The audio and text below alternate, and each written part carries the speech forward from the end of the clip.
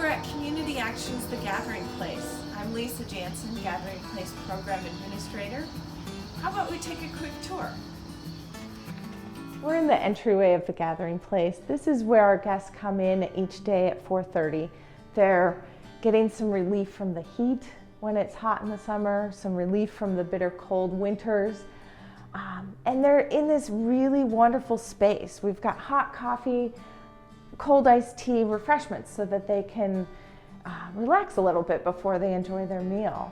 Our founders chose this in 1982. They started The Gathering Place, and here we are still going.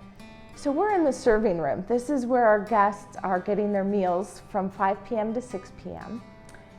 We are so lucky to have amazing volunteer groups who show up every single night to serve these meals. We served over 29,000 meals last year. That need is only increasing. And one thing we're trying to do and do well is increase the nutrition of that food, decreasing the processed content. And our guests are saying good things. They're excited when we have salad. They're sad when we don't. They say things like, oh good, you have milk. I don't get enough of that. So in this room, a lot of happy chatter is happening when our guests and our volunteers are interacting while the meal is being served. So we're in our itty bitty kitchen. This house was built in 1905 for $2,500.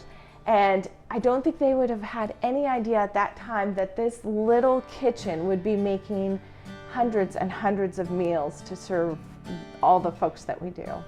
This is our main dining room, and it's a really busy place when meals are being served. We've got a guest that this is where she sits every single night.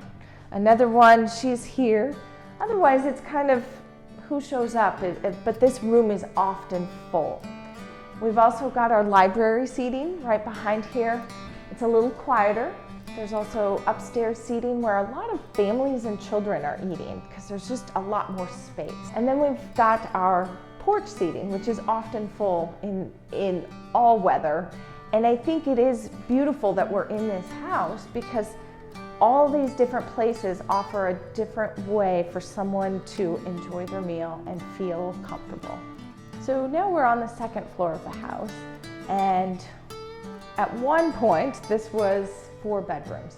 Now we've got 2 offices and a really large dining space, and then we've got this area where people can play the piano.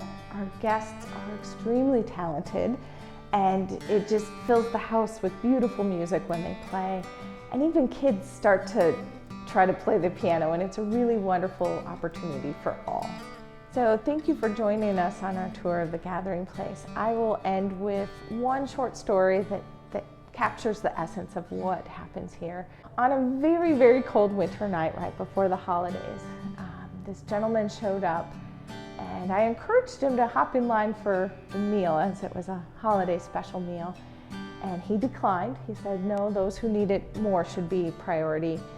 And went on to say that he used to eat here all the time, and it made a big difference, and that he didn't need it anymore because he had a job and he was doing well.